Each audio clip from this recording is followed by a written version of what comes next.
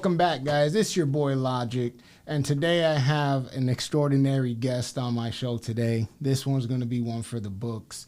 Now, this gentleman here, he is what you call the American dream that came true. You know, he's basically worked his way to earn what he has in his life with dedication, perseverance, and discipline.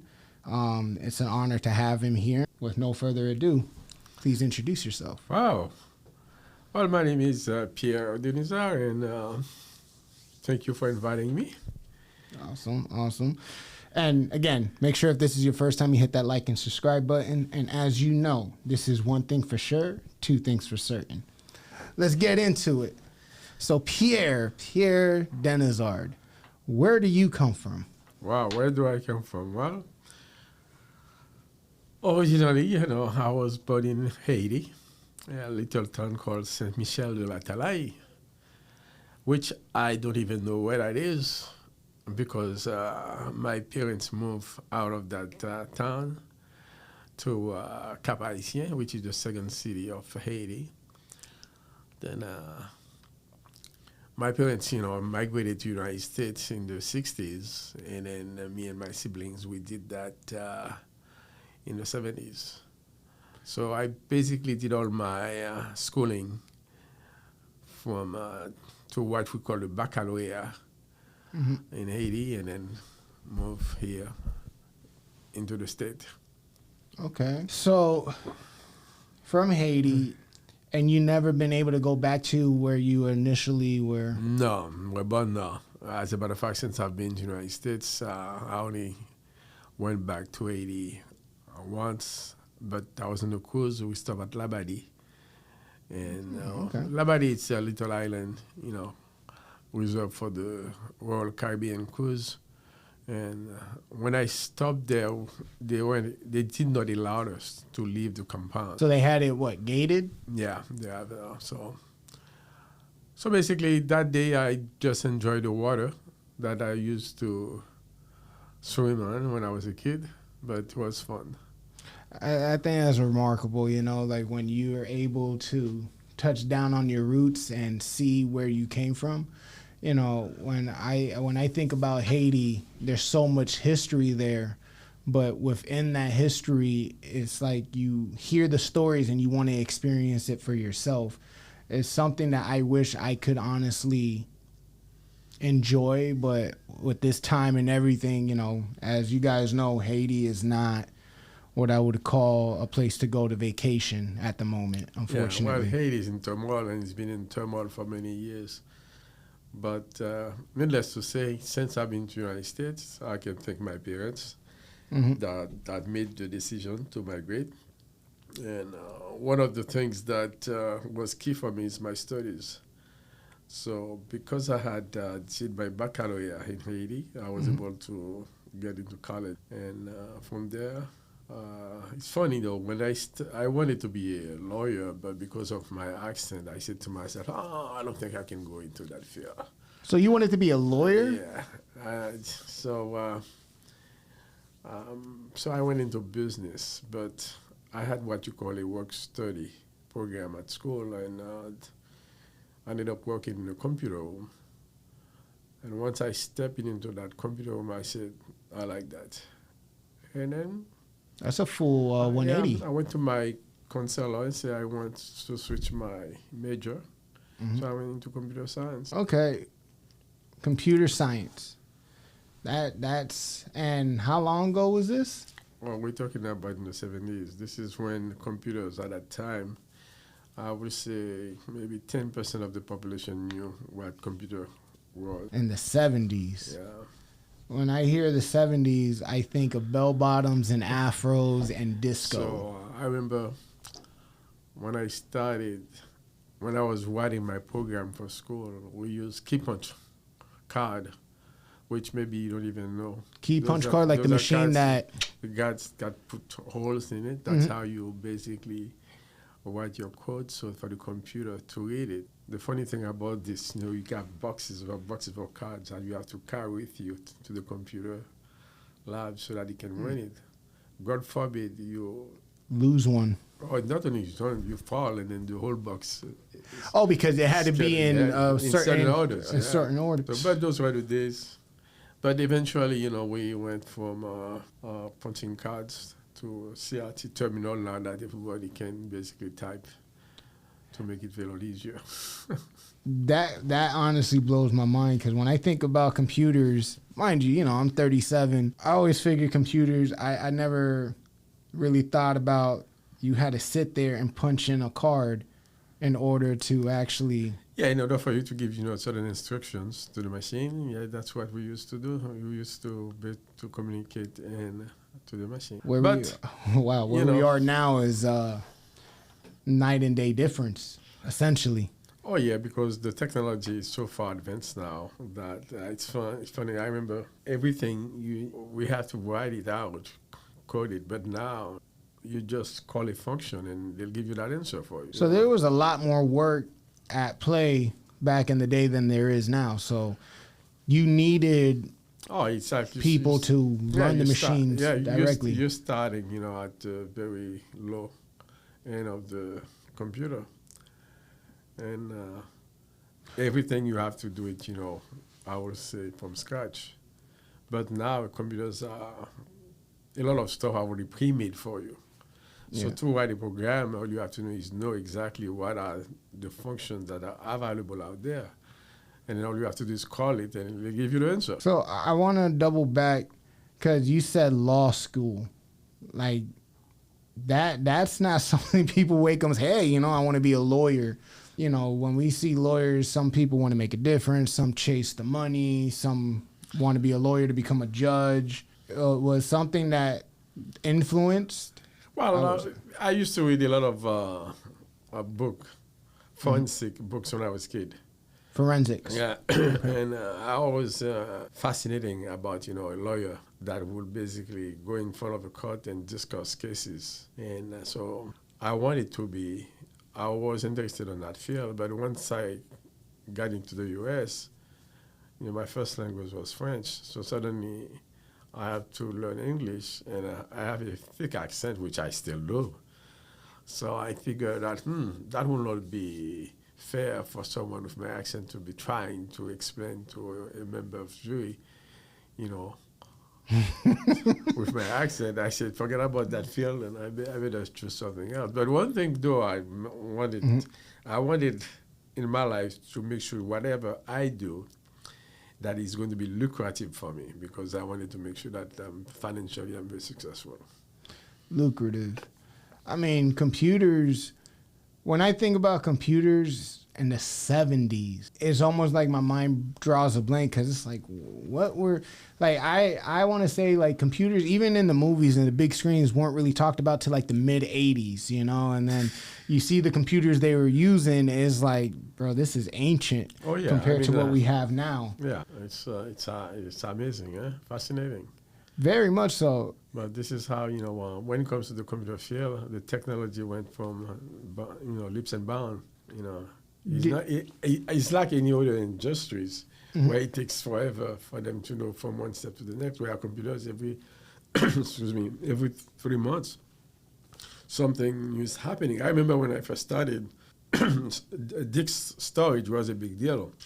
Like floppy disk or? Well, whatever. When it comes to storage was a very big deal because it was very expensive. But now, look at that, the palm of your hand, you can have a 3 terabytes of, Yeah, so this is just to show you the difference. Now storage is so cheap they don't care. But it used to be, just to store certain, you need to have a lot of real estate in order for you to basically have the storage package that you need to store that. I mean, and forgive my ignorance on this one, computers first came around, I thought it was just, to play video games and to, occupy your time, but it's truly a tool. Even your cell phone to this day, you could turn it into a tool to work for you instead of, being consumed. Remember that computer basically is there to calculate. But, the banks, big industries, usually that's what they use to do the calculations, specifically in the business side of things. But again, as I said, now the computer touch every industry, from medical, you name it, touch the industry, and everything is being done by computers. And It keeps us organized. and pretty soon it's going to be the computer is going to, with AI, is going to even basically can replace a human being. You believe that? The whole AI situation, because it's like that movie Terminator Judgment Day, where AI turns on the humans and we end up... It's kind of, think of it like this. Human being in general, we keep repeating ourselves. Okay. You know, the solutions are there. Somebody find the solutions, and then we keep repeating the solutions in our life. So if you can automate that solution, then you don't really need somebody to do it, because the computer will know the solution and it will perform it. That's what it comes down to. All you have to do is take, for example, when you use your smartphone or using Twitter or X, Instagram, you're sharing your opinions in a different or regarding different subjects, different issues. So you have millions of people sharing their ideas. Now, if you take a sample of those ideas, some of them are the same. Yeah. They're not that different. So if you have a computer that's sorting those things out, we're like, how do humans respond or behave to certain aspect of life? Here you have your answers. So you have your database. So you can have a program set up. So, okay, when that situation happens, those are the alternatives that you can have. Because this is how originally human beings will respond to those facts. So it's not even so much as a prediction, it's pretty much gathered information that shows what has taken place, and they apply that to... It's like who say that whoever got the control information, control human being. This is very true. Yeah. That's why knowledge is power. You know, the more you know, the more you're able to do, the more you're able to produce, and the more you're able to control. But, yeah, so this is, in a nutshell, that's... I still find it funny to punch in a card with a computer. For some odd reason, I never thought about it in that manner. I always thought it was always up and running, you know, but... everything is... You seen it grow into what it's become now, you know, and... Definitely, you know, how some people will speak on it and like, oh, yeah, the machine's against us, or, you know. No matter no matter how smart the computer is, remember, there's always a human being behind it. And so when you think about that, whoever is behind it usually has the control. Yeah, that's very true. I mean, we see it with social media, you know, whoever controls that platform dissipates what they want to come out, what they want to be hidden. So, you know, it's almost like, remember the Wizard of Oz, the man behind the curtain, the wizard? That's how I look at it. You have the wizard behind the curtain controlling and pulling the strings. Yeah, AI, you know, is very creative nowadays. Is some of the stuff I've seen has me a little bit scared for the future, because it's getting better over time. That reminds me of something. I remember when I was working for IBM, and we were developing a system for the salespeople, and like a POS? A point of sales, yeah. And they gave me a book that contains all the different steps, questions or answers, the different layers of what a salesman have to go through in order for them to sell a product to a client. Now, this is based on past years' experience. Yeah. So they accumulate all that information. And here I am, I'm looking at that manual, and I'm acquiring years of experience from salespeople, what they experience on the field. And within hours, I've already have that experience in my hands. So AI has been in existence before it was even... So basically, when you transfer that information into computers, even a lot easier. Yeah. So what we think is new is not new. Essentially, it's just been perfected. In a certain way, yes. As I said again, is acquired experience from other people from different areas into the field. Because, as I said again, people tend to repeat themselves. It's a cycle. It's a cycle. You repeat themselves all the time. I mean, if you ask somebody, how are you? Most people are going to say, oh, I'm fine. Yeah. Some people might say, I'm okay. So it's like there are not that many, different answers you're going to get. Yeah, there's not that many variables that separate from each other. They all align with the same thing. So essentially, because, especially with social media now, like on Instagram, they have a feature which blew my mind where the AI responds for you. Like say that you text me and I'm on Do Not Disturb. There's a feature now where AI will respond in the manner that you would. And now it makes sense because it's collecting whatever data that you have from before, and it basically generates what you normally would respond to. That's right. So if, when you text me, hey, baby, how you doing? Automatically my response will be like, hey, Dad, I know. So like those key terms, it would know that, okay, it's his father texting him versus anyone else. It would respond like, hey, how you doing?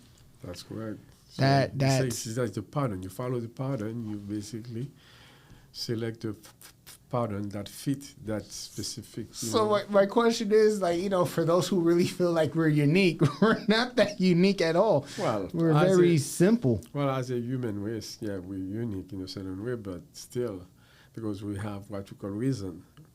We go through a certain logic to make certain decisions. But in general, we're doing the same thing over and over. Repetitive. Yeah, we're repetitive. We just mimic what other people have been doing. But somewhere along the line, it's like I feel like sometimes we convince that we're not. And I feel like that's where it gets dangerous because then you set up an expectation that's going to end up being false. Well, remember that we are human beings at the same time. We are very creative. So in order for you to create, you have to be challenged. And so that's what separates, I would say, the robot versus the smart one. Some people they go through life, they just keep repeating what everybody's doing. Followers. Whereas some other people, they tend to innovate. They said, oh, I have this, I can do this better. I always say that there's no perfect things. There is always things I can do better, you can improve on. I might be playing good guitar, but that doesn't mean I'm perfect. There are many ways where I can improve on my guitar playing or my speech or whatever endeavor you are doing. There are many ways you can improve on what you are doing because one of my friends always say that people say practice makes perfect. No, he said practice makes you better. Practice makes you better. Because perfect, you have to be God to be perfect. Okay. Only God is perfect. So practice makes you better. And every time you hone your skills, you're better at it. How does one stay humble, though? Because I feel like and I agree with you cold-heartedly because, in order to be a master of your craft, you have to be open-minded to understand that, no, you're not the best. Can you be the best? Theoretically compared to others, but there's always room for growth. There's always room for in order learning. For you to grow within your skill, you have to be humble to know that, yes, there is room for improvement. Because when you put in your head that there's no room for improvement, you're going to basically lower. Your expectation becomes lower, then you're going to lose what you have. It's like, for example, I play guitar, and if I say to myself, oh, I know this piece, this line very well. But if I don't practice that line in one day, it takes me two days to go back to play it, guess what? I might even forget how it plays. So that's why you have to be constant at it. Play at it repetitive. So like people who consider themselves perfectionists, right? There's no such thing, essentially, because there's always room for improvement. There's always room for improvement. You can always do things that you can always do something better. And this is where the creativity comes. When you're always searching for when you're ways always to searching be better. to be better, that's when you're creative. Because you can, for example, say something today, you say, oh, wow, that's nice, that's good, that's great. Then tomorrow morning, you look at it, you say, wait a minute, I can do something better than that. And then when you finally do what you do it, and you will say, whoa. So it's all, I mean, life is like that. You always try to improve yourself. If you're smart. Some people are Well, contempt because it's like playing sports. I'm the best, and in my mind, I can never say that because I know there's someone hungrier. I know there's somebody who's willing to do the extra hour of work that I'm not. So it's no way I could say I'm the best. You might be top tier for the moment, but you can't say you're the best at it. That doesn't exist. yeah, I mean, it's to me the fallacy I'm saying that you're the best is the fact that you may tend to be complacent, and when you take complacent, then you're going to fall behind. Because essentially you let your guard down. Yes, because you say to yourself, "Oh, I'm good. I don't have to work on this." It's like golf. I mean, the great golf players, they work on their shot every day. So that's why when they hit that ball, it becomes like pure muscles memory. It's like Usain Bolt. They said you trained for 9 years to do the same thing over and over and over and over again. And when they interviewed him, he's like, it took 9 years to perfect it. And to get better at it. And it's like, mind you, he's already the fastest man on the island. But it didn't stop there. That's it was right. like every day. Yeah, you have to keep on it. To let you guys know, man, in case you guys are a little bit lost, this is where we call these type of conversations church, because it's the gospel. It's discipline. A lot of times we become complacent where we are in life and then question why things go over our head. And it's because we get comfortable. You know? As a matter of fact, I remember someone always said, you always have to challenge yourself in life. Because that keeps you going. Always have yourself, because if you keep doing this thing that is comfortable, then you don't grow. Then you don't grow. Because things are uncomfortable when you don't know, but once you know it, you become comfortable. Okay, let's double back because, again, love this conversation. It's just I want to learn more because it's like you want from changing your career, which I have to say was a selfless act because most people are like, well, they're going to deal with it. But you put it as in a sense of like, what can I provide? Not only that, you have to look at the environment. I mean, for example, when I first got here, I have to go to English as second language classes. Like my counselor, I was not allowed to take certain classes. So I was stick to learning English. And yeah, they did allow me to take math. I was good at math, that's one thing. But there are certain classes I could not take. Any classes where basically I had to have a deeper understanding of the English language, I was not allowed to take. So it took me 2 years. 2 years? 2 years to the ESL program before they basically opened the gates for me so that I can take classes that were open to everybody. I have to ask you right away, you're a man of many skill sets. I don't know about that. Nah, I call it how I see it. Wait till you guys see. We're going to get into it. But the reason why I say that is I personally find it remarkable. Because, like when I had gone to Colombia, I don't speak Spanish. I could speak a little bit like como dice, I un poquito. But it's like there's a drive that makes you want to master it. Well, is the thing though. When it's like, for example, when you have to jump, when you're in face of the wall and you have to jump it, then you're going to jump it. I mean, because if you don't jump it, then you know that, okay, we're going to die right there. But came to the United States, I know that in order for me to acclimate myself to this new society, I need to speak the language. So basically this is what I did. But one thing I quickly realized, although I understood English pretty well, I can translate any book from French to English or vice versa, but I could not speak it. because when I speak, nobody could understand what I was saying. And then the number one factor when people were speaking to me, I could not understand what they were saying. Was it the pronunciation or? It's a matter of pronunciation, dialect, stuff like that. Mm-hmm. It's a combination of both things. And then I quickly realized that in order for me to really learn the language, don't follow what they teach in school. I have to immerse myself with the people on the street, which I started doing. I will basically start speaking to strangers. If I go to McDonald's, start speaking to people. You weren't nervous about that? No, I'm always a friendly guy, so to me, that's one thing that never stopped me. So, and luckily for me, I don't know if because of my accent, everybody was always interested in my accent. Either they find it funny. Well, I could tell you, not going to say names, but, certain people I have introduced you to, and they're like, where's he from? I'm like, yo, calm yourself, man. No, that's out of your league.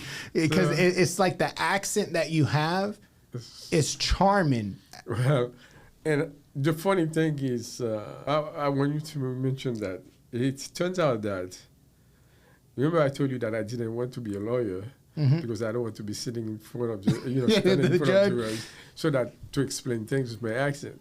Mm-hmm. Oh, the irony of in life.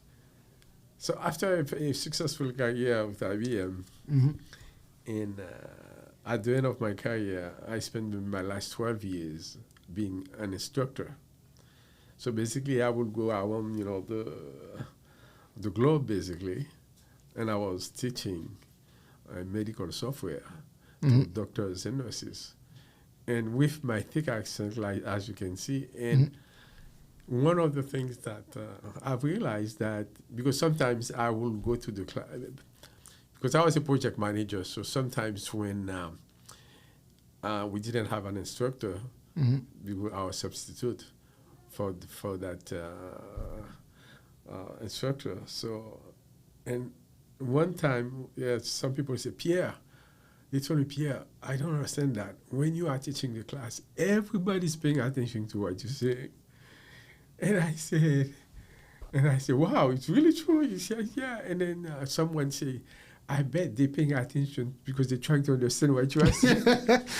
Pay attention to key to detail. Sometimes what you feel works against you ends up being, the anchor to get, things done that you need. Yeah, so it was like, when I think about that, the irony of ironies, Here I am, I was afraid to be, standing in front of a judge or jury. To speak, and now, I'm standing in front of a class full of, high educated people to teach them, a piece of software that, granted, I know across the globe at that too. Yes. So I think when you say that, I wouldn't say that it was doubt, because you're not a person that I have ever seen doubt themselves.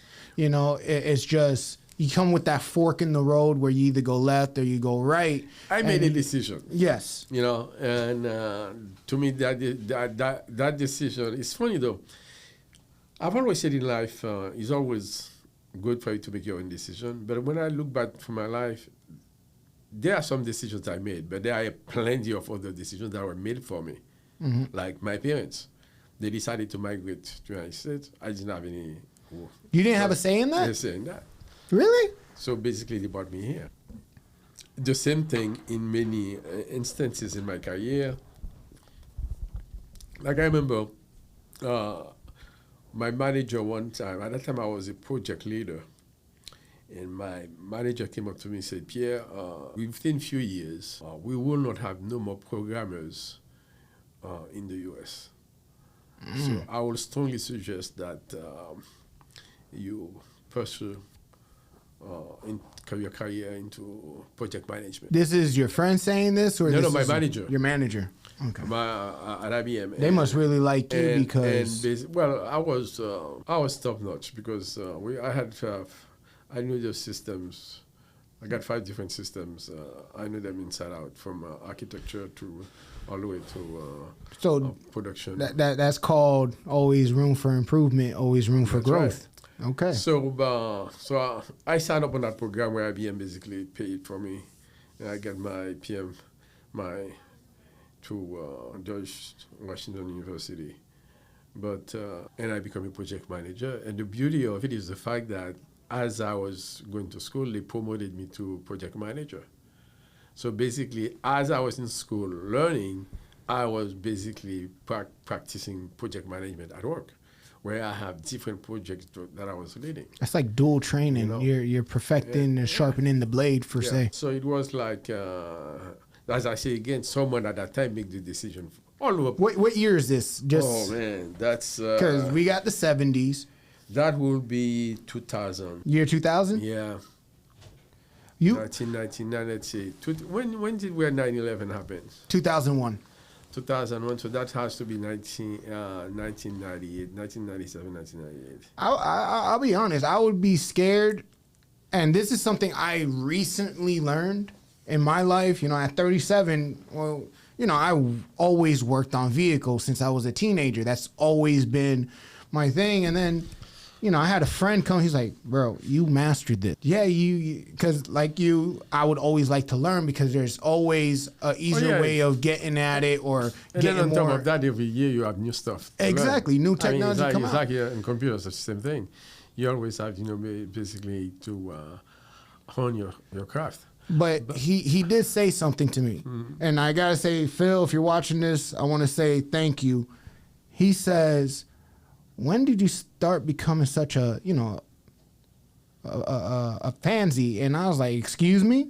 He's like, "Bro, you love challenges, but the one challenge you're not willing to do is learn something new." That's when I made that transition to jump, because it's like when you, like yourself, when you know you mastered everything, it's not that you can't learn more. There's always room to learn. There's always room to improve. There also comes in the challenge. Yeah, but to me, the challenge, that's what makes life interesting. Yes. Because, yeah. But at your time, late 90s, you've been doing this for over 20 years, almost 30 years. I would honestly, I would be like, okay, like, I would be nervous. No, but you have to realize, my job, basically, there was never a boring time. No? No. You might be, because what happened is that when it comes to software, you're always creating new stuff. You might be using the same language, but you also, it's like, for example, if you're a writer, I mean, yes, you're a writer, you're going to write novels, but each novel is going to be different. The storyline is going to be different. You're going to bring different emotions within that storyline. So it's the same thing within programming. We have a user that basically gives you a request, say, "Hey, I want this." And usually users, unfortunately, they don't know what's going behind the scene. That's why we have user error. So, we have to sit down with them to study the requirements and see exactly how we can fit to satisfy that requirements. And those are very challenging. Let alone if you have a sales people that go out to sell the user something that we don't even know yet.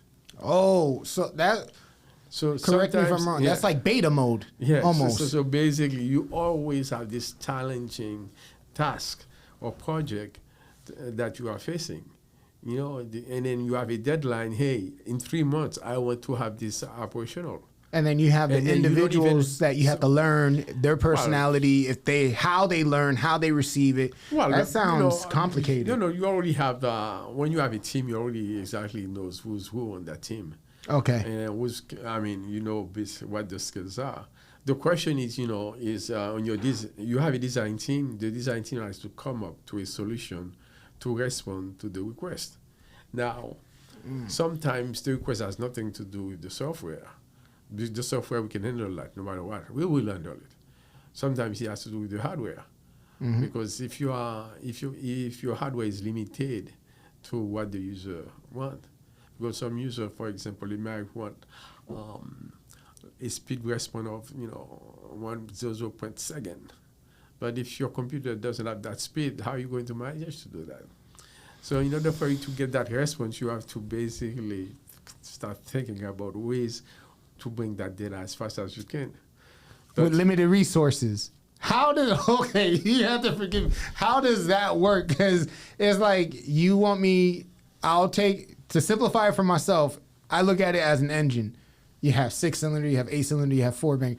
That's like someone telling me, "Hey, I want to take this 4-cylinder and I want it to output what this 8-cylinder can do." That's correct. But That's my resources is like I can't change the cams. I can't change the right. port. So basically, wow. Those are the challenges I said within the program. You face is a constant battle, and the funny thing is about it is that you have a success in one battle. By the time you start cheering, there's another challenge that come your way. So the battle start again with a different. So it's It's another challenge that completely different from what you just. But that's what drives the business, especially when. But it keeps you sharp. Yeah, not only that, because the business that I was in, on the business unit where I was in, it was like a $7 billion a year. Oof. Yeah, it was like that is not a small number. No, so we're dealing with a lot of data, But as I said again, challenges keep you honest and make life interesting. So when I jumped from project leader to project manager, then I had other challenges. All of my challenges now came down to numbers because my upper management, they were gung-ho about, hey, we want this project to be on time, to be under. Well, you ran 5 while going to school, so you were literally what we call sharper than a Ginsu blade. You were premium. It's like it's part of the territory. You know the ins and outs. And but what do you say to people? Because I'm sure you ran in it in your field, just like in my field. You have certain individuals, right? And you have to question, how did you get here? Well, how did you get here? Because you talk to them and you think everything is smooth until you see the performance and you're just like, well, when you have a team, basically, one of the first things you as a leader, you need to know your team. You need to know your resources. And one of the key points, you have to know exactly who can perform on any given day, on any given subject, and what are the skills and how you can utilize that skill within the project. So, and it's sometimes you may find someone that does not have the necessary skills to perform a certain technical aspect on that project, but that person have other skills that can basically boost the morale of the team. So placement. So you were able to find you weren't. And again, I get everyone's different how they run a team, but you got those individuals who, well, because I don't feel you're successful here, I'm going to just toss you out. And then you have other leaders like yourself who said, okay, maybe you're not strong here, but let's see where we can. There's a useful for everyone. Because there are certain tests that you can give someone to realize that, to see exactly. Like placement tests. Yeah, like exactly where they will fit within the team. Of course, if they don't fit in, sorry, I have to let you go. But you don't automatically go that route. You always try to find a solution. Well, there is another. Well, rule of the business is that when we have projects that's based on a deadline, we allocate our resources in a certain way that if we want to unplug somebody, we let it go right away. So that's why we have consultants. Okay. Some people will call them temps. So I get a project, let's say for 6 months. I got my core team, but I'm going to get people for that project that I know that if I don't need them, I can get rid of them in one phone call. It's called being structured. So basically, but those are the resources that were available to me on that project. Because in order for you to run a successful project, not only you have to have the power given to you by the upper management, but also they have to give you all the resources that you need. Because if you don't have the resources, then you're doomed for failure. This is true. So that's the same thing in life. In life, you have to have a plan You have to say, okay, what do I want to accomplish? What do I want to do? Then you have to have a plan. What are the resources that I need to basically process that plan? That's what I say when it comes to education. You always need to educate yourself. Now that way, if opportunity comes, you'll be ready. Because I remember one time when I was a kid, I started playing piano, and then I dropped piano and guitar, and I switched to guitar. But I remember, I was young, maybe I was 17. This guy was playing piano, and you can see that he was very good. All the girls were looking at him. And then he said, anybody wants to come and play? And I wanted to play, but because I didn't continue with piano, I could not, play. And I said, if I knew how to play, I could have go out and basically play and shine your light. Shine your light, and who knows what, make those girls smile more. I mean, I don't know about you. I think me personally, I like playing the saxophone. Clarinet. Those were my two instruments. Okay. You do guitar, you do bass, you do keyboard. Yeah, but these growing up, girls always loved the guitar, the Spanish guitar to be exact. That was the go-getter. I tell them I play the saxophone, they're like, oh, that's cute. Well, guitar's always got a romantic side to it. Yeah. But the idea is, the idea is the fact that you always try to make yourself ready in life so that when that opportunity comes, you'll be ready to take it. Because you don't want the opportunity to knock and suddenly, I cannot do it because I don't have that. I cannot do this. I mean, so therefore, that's why study what you like. Now, it's no guarantee that by studying you're going to get a job on what you like or you're going to be successful. But you at least have it. At least have it and be ready, because that's what you like to do. Yeah, I especially, growing up, I always got told, oh, why are you learning that? That's so stupid. And it was like, because it interests me. I like it. And never in 1,000 years would I think what I considered a hobby at the time would be what opened the door for me. And not because I got into it, it's because I was learning to perfect it. Where now, even still to this day, I'll have a friend call me, and I'm like, that's what you're doing? How'd you know that? And it goes back to that saying, the mechanic who goes to fix the fridge, this lady she pays, has over 50 people come look at the fridge. No one can figure it out. That one dude comes, he goes with a hammer, smacks it on the side, gets the compressor going on, gives her a bill for $1,000. She's like, no, this can't be. Itemize it. So he itemizes it. He basically says the hammer was $5, but the $1,995 was the years of experience that he put forth, learning where to hit it. Yeah. And unfortunately, in my opinion, I feel like, especially in this generation, people don't care for experience anymore.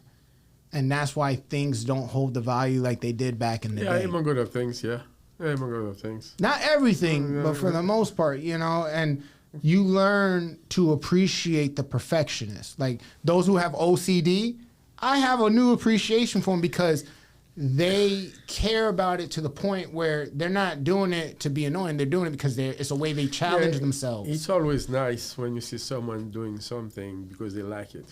Yes. Or love it. Like, for example, I was in Japan, and one of the things I've realized is that no matter what service industry that I went through, the people working on that industry, they were happy doing it. And then they were proud of what they were doing because they see themselves as they're contributing to that society. They don't accept tips.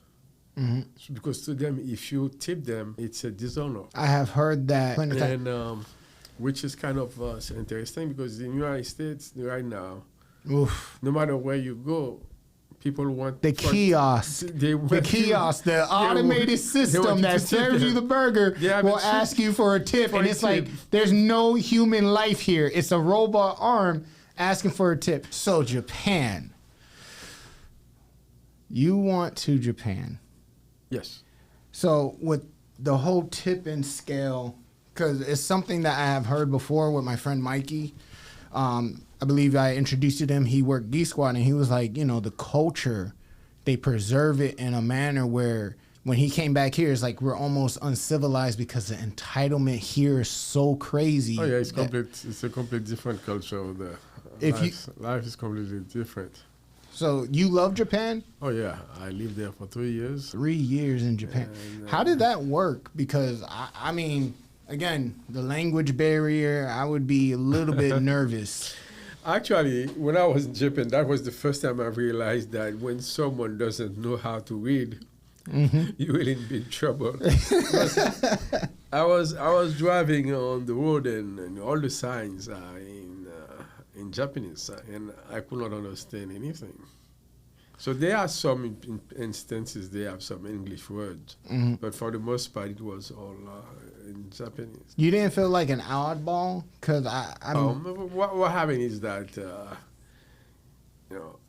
my job, I was there because of my job, and basically they provided me all the tools that I needed, to survive. So you had all the resources. Yeah, and on top of that, for the most part, if you speak English, you can, in Japan, you'll survive.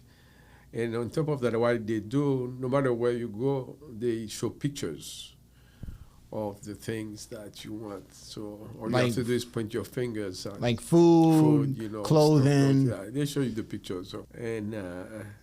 And also, I mean, this is my experience. I found out that if you try to speak Japanese, people will help you more. They won't take it as like... No, in fact, they love it when you're trying to speak it, although they realize that you're making mistakes. But the fact that you're trying to speak that language, they really embraced you. Because you have to remember that this is a country, the culture follow the group views of society, meaning that they think everything in a group. Everything is for the better of the group. No selfish motive, in other words. So, it's about the group. It's always the thing about the group, make sure that everybody is accounted for. Yeah, because I seen videos, and honestly, Americans, they're just certain individuals who just make us look so bad. Like I seen a video, one in Japan, I seen one in Jamaica, like in the Jamaican video. That's their culture. You're on their beach. She basically took water and threw it on the people playing music. Same thing in Mexico or in Japan. Yeah. Oh, you should learn how to speak English. And it's like, how do you go to a country that has their own culture, their own beliefs, their own structure, and you go there with the mindset of you need to cater to me because I speak English? That is an entitlement that I call a cancer. Oh, what happened is that mindset. In the U.S., we believe in individualism. So everybody's like your own boss, So it's like you have your own fiefdom. So everybody else is... But it comes down also to education, because a well-educated person with the proper, I would say, a family foundation will not act like this anyway. Yeah, I don't understand that entitlement. That entitlement is dangerous. Being rude is something that, they have to teach you how to behave in society, and that's starts from... At home. Yeah. Yeah, I agree, because... I wouldn't even say, sometimes it could also come from the upper class, where those who have been given everything in life feel that they're owed something. And but again, this is I think the parents did not do a good job, because having money or being... put yourself in being raised in a situation where everything is handed for you. It's the onus is in your parents to make sure that they give you the proper foundation so that you can deal with society. No, I agree, because that whole saying, Hard times make strong men. Strong men make easy time. Usually, I don't like to use the word privilege in a negative way. For me, being privileged is a positive thing. That means someone somewhere works their butts off to make life easier. You see what I'm saying? Privilege, it depends on the individual saying it, but for the most part, privilege is a blessing. You That's can't right, be because mad at it. I think people who use privilege as a negative remark are either jealous or, in most cases, not always, but in the majority of cases, like, oh, he's privileged, he got it easy. And I was like, well, somebody somewhere did the work so that he can. It's like everybody. When you got your kids, you want your kids to have an easier life than you did. In other words, you work so that you provide to your kids. Especially if when you were growing up, you didn't have certain things. Yeah. You want to make sure that your kids will have those type of things. Well, I always say... somebody will be looking at you and say, oh... You're spoiling. You're spoiling. Oh, no, it's not privilege. Perfect prime example, LeBron James, right? LeBron James, everyone's mad at him because they said, oh, his kid's getting the special treatment. And it's like, hold on, slow your roll. That's what a parent, at least the way I understand, is supposed to do, in the sense of you want your child to have a prosperous life. You want your child to have a good life. It's but not at the that... same token, you want to make sure that you teach your kids having special life is one thing, but earning a special life is better. Yeah. Like, I find it weird when, especially in high school, you have a mixture of people, right? And then you have those who are well off. It was always absurd to me to hate on them because they have a nice house, because they have a nice car. That, to me, you're jealous. You're jealous. Well, like because it's like, okay, you don't have that, but the privilege, there's also a privilege works both ways. When you don't have those things, you have a privilege because you understand the value of it, of what it is to achieve that and to have that. And I wouldn't trade that for anything. It's funny. When I was back in Haiti, my parents, I would say, I thought they have everything. And so when my father decided to move to the Cape Haitian, which is the second city, and I had friends and I went to the house, suddenly I realized that they have things in the house that my parents didn't have. So that's when I realized that, okay, those people were well off compared to my parents. But I didn't hate them. As a matter of fact, this gave me a drive so that I can be as successful, so that I can have the same type of things they have. I always say, it's funny, sometimes people say they hate rich people and everything. Why? And I always say, well, last time I checked, the people that are rich, they're the ones who give you the job. Poor people never give you a job. Poor people have a tendency to drag you down. Okay. But that's another thing, another day for another subject. So, but being, okay, so to double back, did computers, the beginning of computers, let's be honest. Well, you like that computer feel, huh? Yeah, because it shows how far we actually have come. And I don't think people realize it. It's like, with my siblings, we bought CDs. You either like one song, but you learn to like the whole album because it's like, listen, I spent $20 on this. I'm going to listen to the whole thing. And even the same thing with movies, like, remember Blockbuster? Mm-hmm. Like, that was the height of good childhood because it's like, okay, weekend, you pick out your favorite movie. We lived in simpler times. Was it harder? I don't think it was. I think it's harder now because we have so many choices and it basically interferes with our identity. We're always trying to be seen or heard instead of being content and at peace. Well, society, you have to look at it also in a business sense because the capitalist system basically drives consumer. Mm-hmm. It's driven by consumers. So in other words, you have to consume in order for the business, to succeed. So therefore, they put more emphasis on acquiring materialistic things. Okay. It's like, okay, you have to have this rich house, you have to have this car, you have to have this and that. Whereas life is very simple. Yeah. There are certain things they're not a necessity.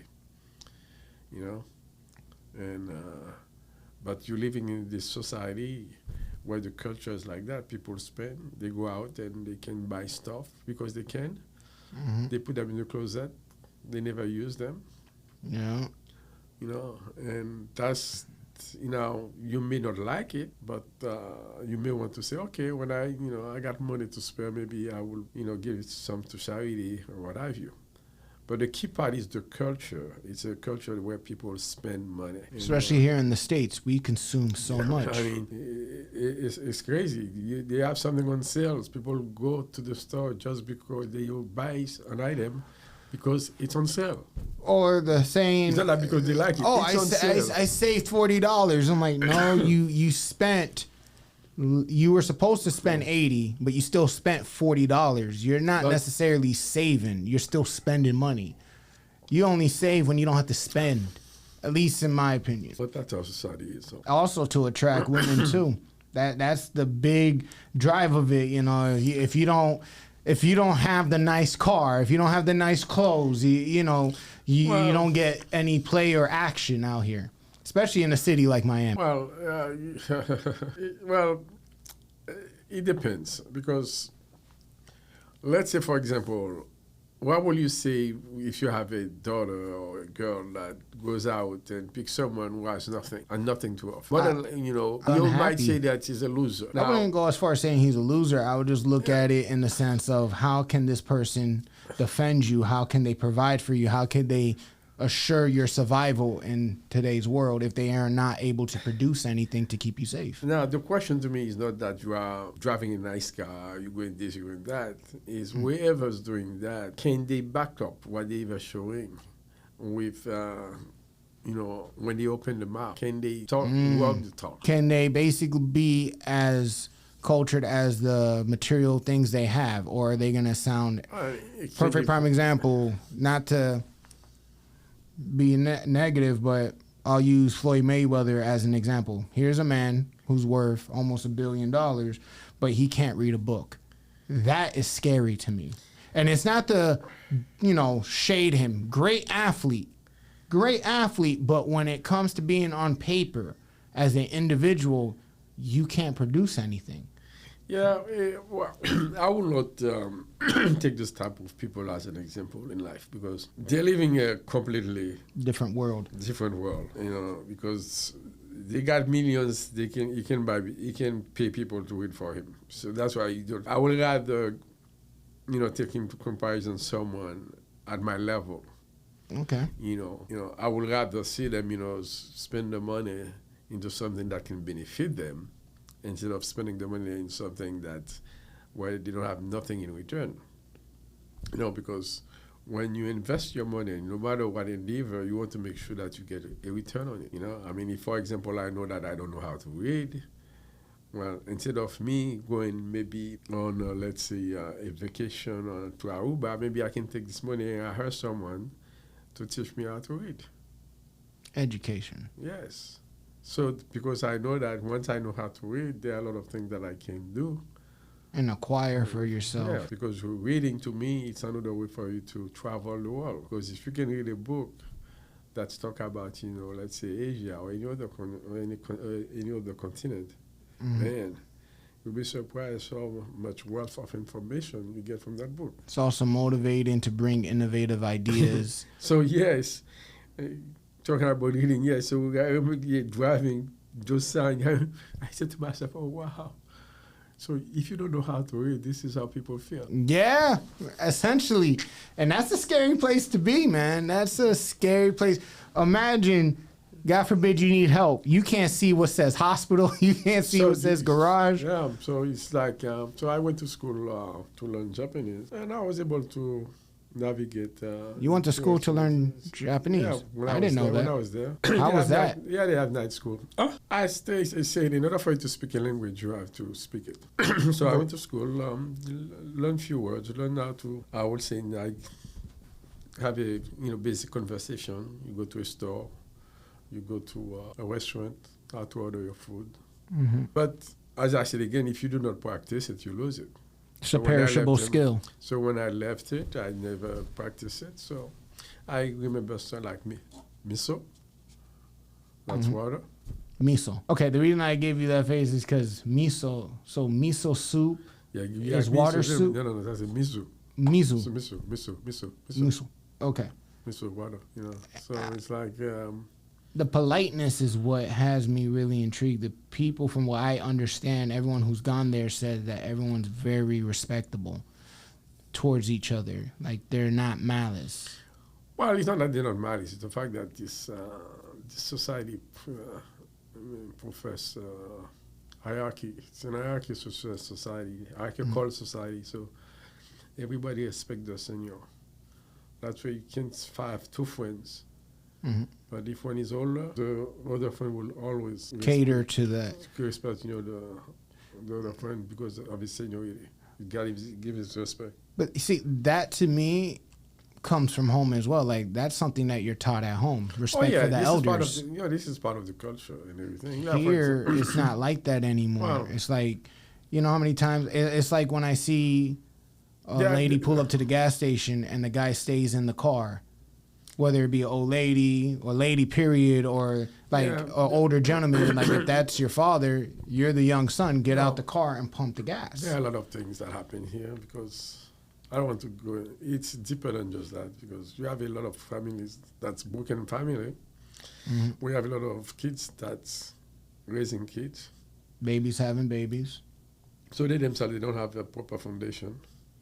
So what are they going to teach to the progenies? So it's that's why I'm always it's a broken system. I'm always blessed that I had a father and mother that were able to give me the proper directives when it comes to life in society. I've always said there's no blueprint on how to be a perfect individual. There's no blueprint on how to be an adult. It's like the whole thing with grandparents. The reason why they spoil kids is because they seen the finished product, so now they get to go at it again and correct the things that they realized didn't work, and that's the love they give to the grandchildren. At least that's how I view it, But, every country has their own culture. But being Haitian, being able to travel the world, man, you have lived a life that some people only have dreamed of. Well, I believe so. I was lucky enough that I was put in a position where I was able to travel many places, and the company was paying for it. Was it luck or was it hard work? Because luck is, me finding a $50 bill on the floor. Hard work is you busted your ass to. Yeah, well, everything in life is not all hard work. Because you'll be surprised a lot of people, work their butts off, but yet they don't get the appropriate reward, where somebody would barely make something and they get it. So I would say it's a combination of luck, hard work, being at the right place at the right time when they make the call. And, as I said, be ready. When the opportunity comes, then you can answer to that opportunity. Because I was ready when they called me up. Because you had it in the back burner where you had obtained that knowledge. I had, well, not only that, I had all the, I would say, the requirements that fitted for that specific job, and... I do have a question, because it's like, as we talk about this, it always comes down to the decision. You were able to live your dreams. This is something you wanted to do. When it comes to finding the right partner, you know what I mean? Like, how do you balance that out? Because, like, even as I obtain my dream now, and again, this is my personal opinion, it's very hard to find a partner, a woman who understands my sacrifice. Like, I'm not out here going to the club. I'm not out here doing what most 37-year-olds do. Like, yes, financially, I'm thankful where I'm at. Knowledge-wise, I'm very grateful for where I'm at. However, I still have such a long way to go. I could throw it all away in a second by partaking or participating in what the masses do. So, like, finding a partner, what advice would you give me in that sense? Because it's hard out here. It's rough. Advice. Rough. I'll be the last person you want an advice from. Coming for someone who's been married 3 times. No, but you still have advice. Relationship. Because sometimes, to me, relationship has to be like a partnership. Okay. And in a partnership, starts with honesty and trust. Honesty and trust. Because if you don't have those two, no partnership will survive. Because you want to be able to go home, sleep on your pillow, put your head on your pillow, and sleep without worries, knowing that your partner is protecting you. The same way your partner needs to come home, put her head on a pillow, and knowing that you'll be there for her when she wakes up. And then also, one thing I've also realized is that sometimes people get together, but they don't have any plan. Break that down for me. You know, they don't have no plans. Why did we get together to begin with? Because we like each other. I think you're cute. I think you're cute. So if we're going to if you want to be in my life, I want to be in your life, what's our plan? You know, what do we want this relationship to be? And based on that, when you build a plan, then again, I don't want to put this as, a project, but in itself, it is a project. A relationship is a project. I always viewed it as a 9 to 5. So that project, you're going to have you're going to need the necessary resources so that you can basically make that project be viable. And then there are certain rules and regulations that you have to follow. There's procedures and processes that you have to put in place so that it can be successful. No, I agree with you. So you know my past relationship, and even as I tell my friends, at 37 years old, I could tell you right now, a relationship is a job, and within that job, you don't get to call out. You don't get to half-ass it. This is a person you're choosing to build with, and as you choose to build with this person, there's going to be times that your partner can't always carry the load. You're going to have to compensate and vice versa. And as I said, if you have a plan and you put, the plan in action, everybody's supposed to know. Whenever you have a plan, that means you want to achieve something. You're going someplace. At the end of this, something has to come out. Because how many relationships that I don't think people even mention that 2 years from now, where do we want to be? Or what do we want to accomplish? 3 months from now, what you want that relationship looks like? And I think that's why relationships die, because those conversations because are not had. A lot of relationship that's based on the sexual attractiveness is bound to die. Because when that sexual attraction dies, so does the relationship. Now, and I always say also a relationship is like a plant. Like a plant, like a seed plant. Okay. You have to water it so that it can grow. So you don't want to go in the relationship for the relationship to be stagnant. It has to grow. The way it has to grow is what both people put into that relationship. What type of water do you give that relationship for it to grow? What type of space do you give that relationship for it to flourish? So if nobody's investing on that, nobody's talking about that, nobody's saying, then eventually that relationship become bored. You become bored to each other. But what happens when you become accustomed? You say that plan, you do that plan, you work hard effortlessly. Yeah, but you remember that the other side falters. But this is what you say. You said because you cannot make yourself. You have to say, we made those plans. And any plans that you make, you also have risk. You have to study exactly what are the risks by doing this plan. Because a lot of things can happen. I can say, okay, we're going to be together. But if a lot of things can happen in life. Yeah. What if, for example, we're doing all this and suddenly sickness. The interest, as you know that person, the interest that person used to have from you in day one, that transfers diminish. This is where, as I said, you have to water the plant. How can you both of you make yourself interested to each other on a daily basis? Because I remember that when you just met a woman, you tend to call all the time. Or when you call, you stay hours on the phone without knowing, how much fall time. Asleep on the phone, and the honeymoon phase, essentially.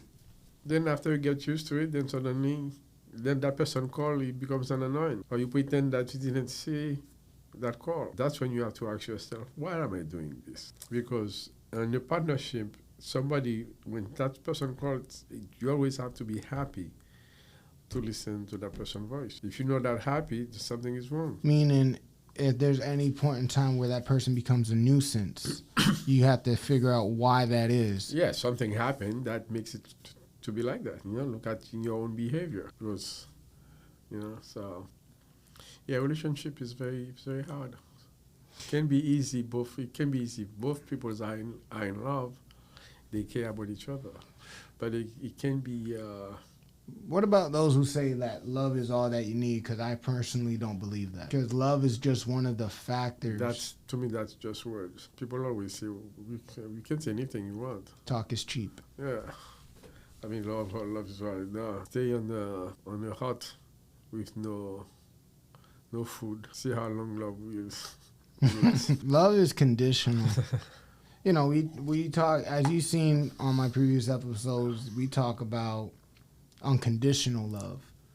And I think unconditional love can be very dangerous depending on two things I have learned being in my long-term relationship when I was in a relationship.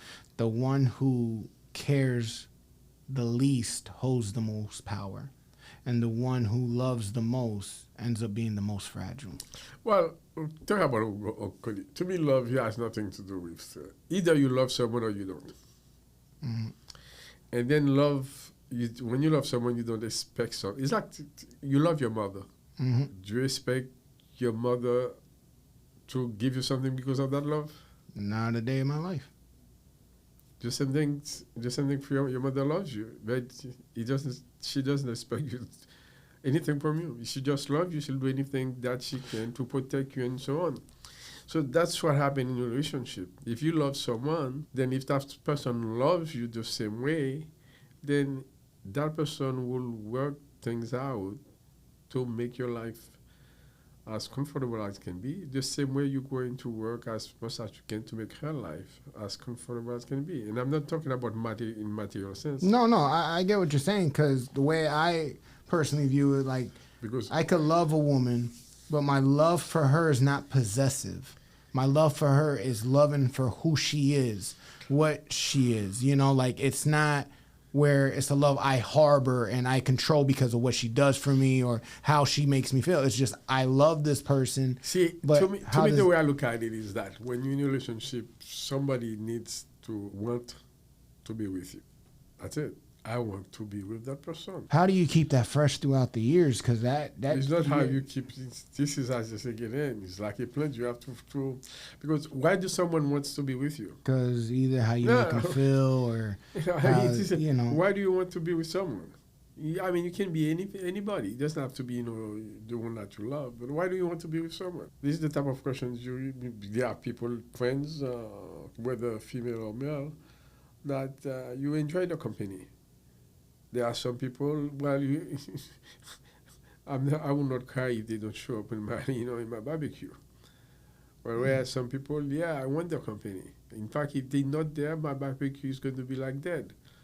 And when it comes to the woman you love, that's the same thing. You decided to be with that person.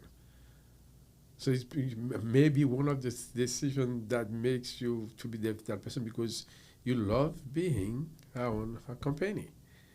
So you want also, you expect that the person that is with you wants the same, they're there with you because they enjoy your company. And then now how to get a woman like that, that's, to me, it's like myself, I always... Do you get a woman? Do you pray for a woman like that? Like, no. How does that? What do you say to that?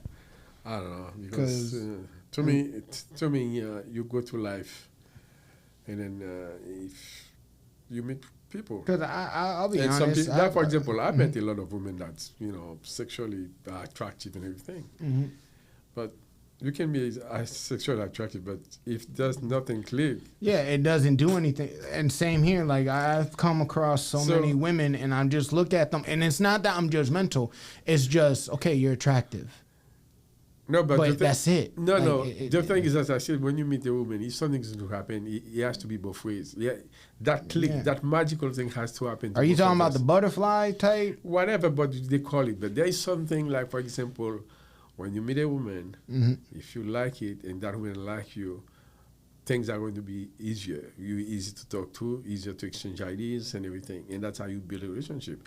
But if you There has to be an attraction. yes, but if you're going to force yourself into somebody that there was not spark, no spark at all. You're the one who think that there's a spark, there is no spark.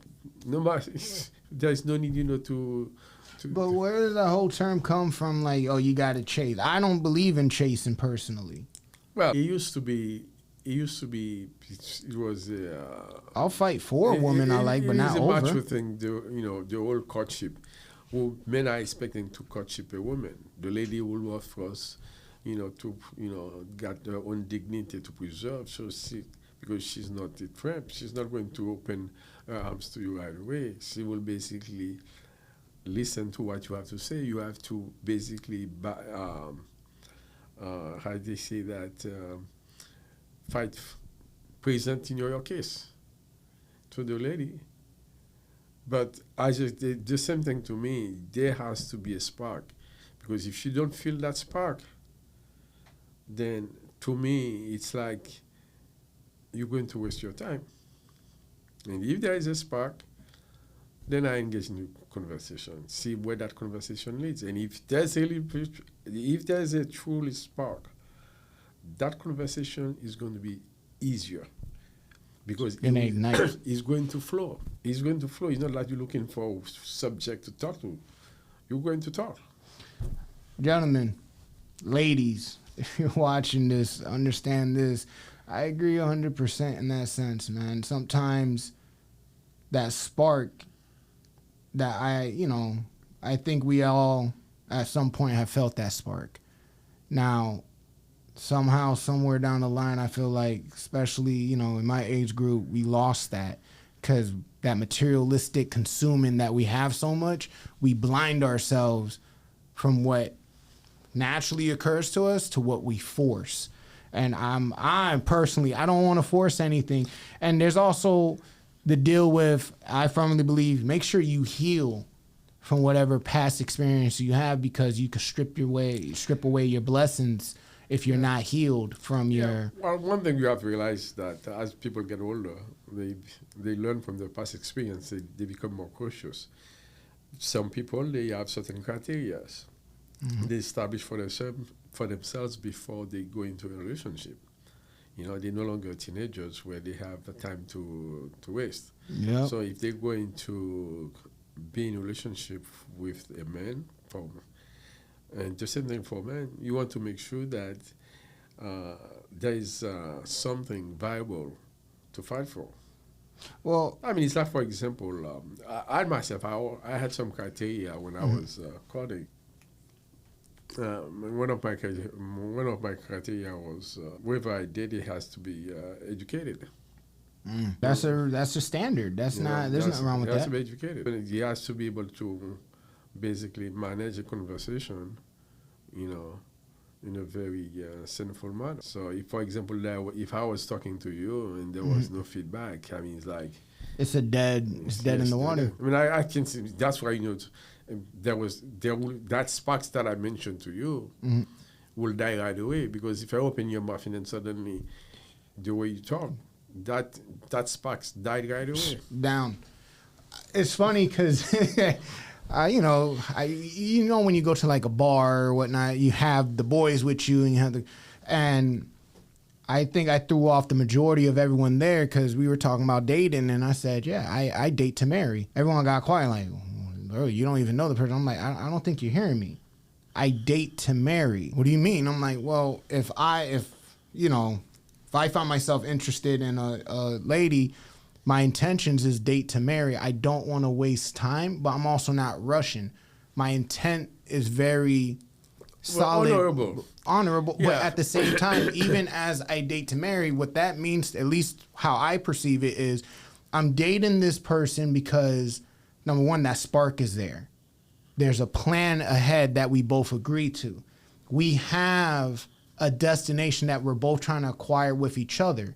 That's date to marry. I don't want to be out here having kids out of wedlock, I don't want to complicate my life. I want to have a foundation for my life. And I feel like when I said that, the fact that it threw everyone off, I'm like, hold on, you're out here dating just to date? No, why? No, you have to realize that there are some men that are players. Okay. Right? Mm-hmm. And, I am not a player. To each his own. There are men that they are players. I remember when I was in my 20s, young, I used to go out to discos and everything. I wasn't looking for a girlfriend. Mm-hmm. And it used to be, I was looking for what you call the one-night stand. Because that You was were young. that was prevalent. Yeah, but I'm trying to say, it's hard. So right now, you are at the age where now you say to yourself, I don't want, I want to have a solid relationship with someone. Mm-hmm. But in order for you to have a solid relationship, you have to start the relationship. Because in order for you to know that relationship is going solid, you have to start from it being weak. Yeah. So it's the relationship that you will have, the interaction that you will have with that person, that's what will build it to make it a solid relationship, eventually. You remember Nate, right? What up, Nate? She was telling me that, the way I am, one would think I love bomb. And I'm like, okay, define what love bomb is. Oh, you're kind, you have gestures. I was like, hold on, let me get this straight. Because I was raised in a manner to be chivalrous and be courteous, that's love bombing now? Love bombing to me is you meet a girl and you get a bouquet of flowers and chocolates, and that's love bombing. But being a gentleman in today's world was what they called love bombing, and it bothered me in a way where it's like, how disconnected are we? I never heard that word before, love bombs. I didn't hear it till she told me what it was. So that's what they use now. Like love bomb. I'm love bombing because I if I'm out with my friends, male or female, we're doing financially good, right? We go to Saks and Fifth. I see he really likes that cologne. You know what? Compliment you. I'm gonna buy that for you. You're my brother. That makes me feel good. Same thing with a girl. I'm not gonna buy you the whole mall, but if I see that's something that really catches your interest, it makes me feel good to make you feel good. That's part of friendship. That has nothing to do with dating. But when you have to be careful here, especially for women. I'm learning. Because there are certain gifts you give women that will interpret it as this person wants to lay with me. Or, yes. Like, okay, perfect prime example. We went to the mall. You say you like a hat. A hat is $25. All right, yeah. You know what?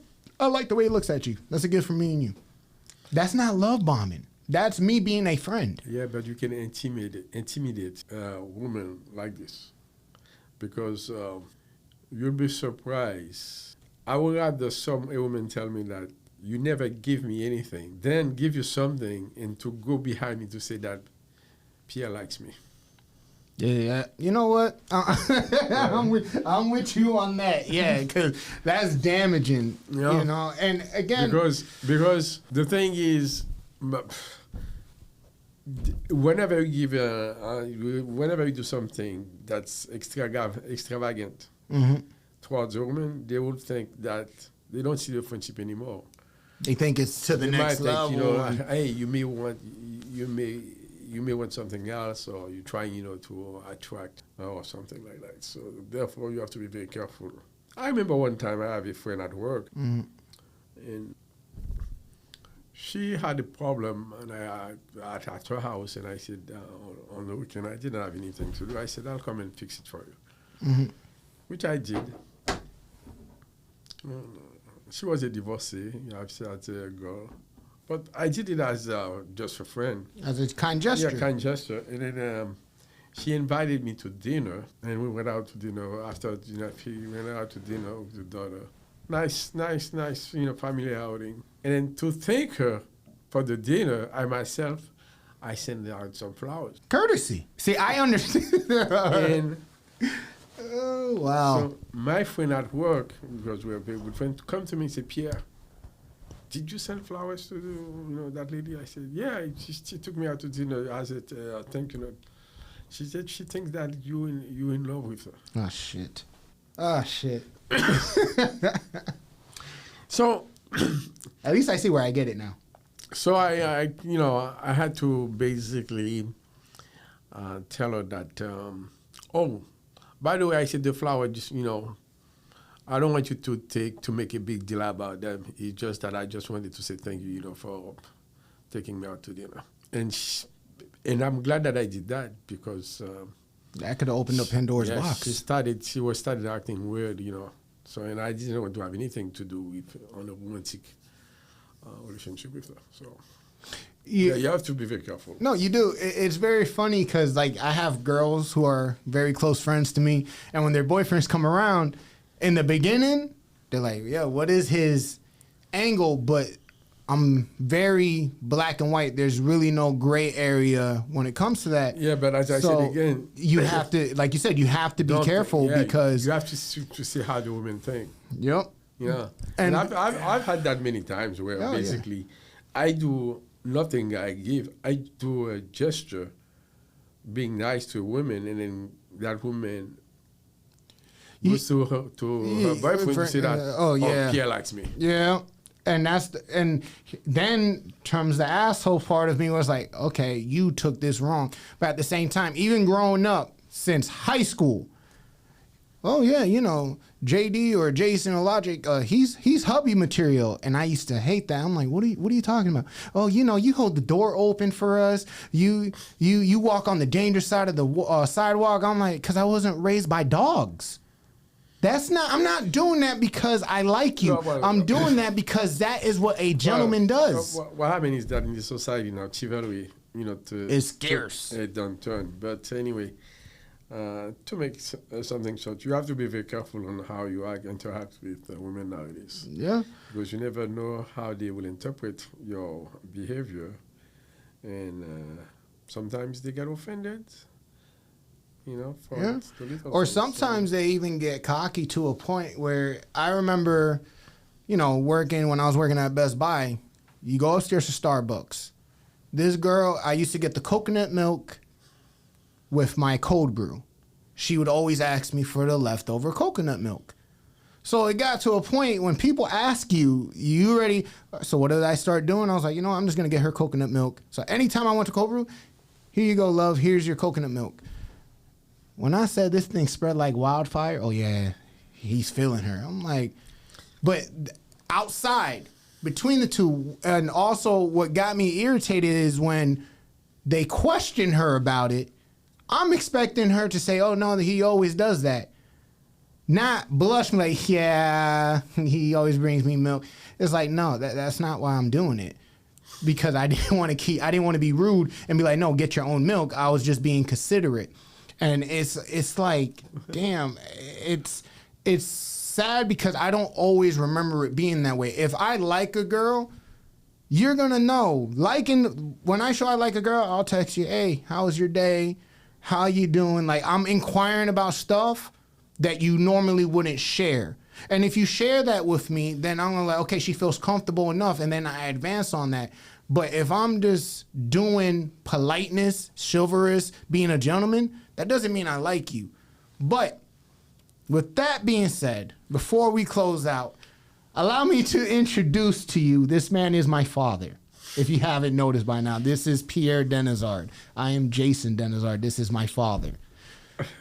Say hi, Dad. That's why, you're getting the advice that you're getting, because this is son to son. And yeah, this is definitely. But I have to ask you this question. Mm-hmm. And this question is relations to my show, right? So I have a question for you. Okay, one solid question. Well, two, actually. The first one, who is your hero and why? Wow, that's an easy question. It's my father. Your father, Gumpa. Yeah, because he was always the head of the family, and he was very well into God. And he basically led his family from Haiti to this country, started from scratch again, rebuilt, and until he retired in Florida. He passed away some 10 years ago, but yeah, my father is by far my hero. Because if I'm here today, it's because of my father. That's an emotional moment for me. I definitely miss Gumpa. Definitely. He taught me a lot. Yeah, he was a wise man. Okay. Whoa. Sorry. All right. Second question. What's one thing you know for sure and two things you know for certain? One thing's for sure, two things for certain. Well, that's your podcast. Yes, it is. And I'm really happy that you got into that adventure. And hopefully, you'll be successful at it. Thank you. Drop a jewel on us. Currently, we'll see what the future lies ahead. Well, yes, one thing for sure is we'll always pay taxes. And then enjoy life, because this is a ride. We use this physical body to enjoy the ride, to enjoy all the senses that life has to offer. And then at the end of that ride, our soul will leave this body and go to his master. Amen. Okay. Thank you, Dad, for being part of this. Oh, thank you for inviting me. This is definitely going into archives. God willing, I have children soon. I'd be like, hey, you want to see your grandfather? You want to see what type of man he was? Let's get it. And for you guys, make sure if this is your first time, you hit that like and subscribe button. And as you know, this is one thing for sure, two things for certain. Let's go.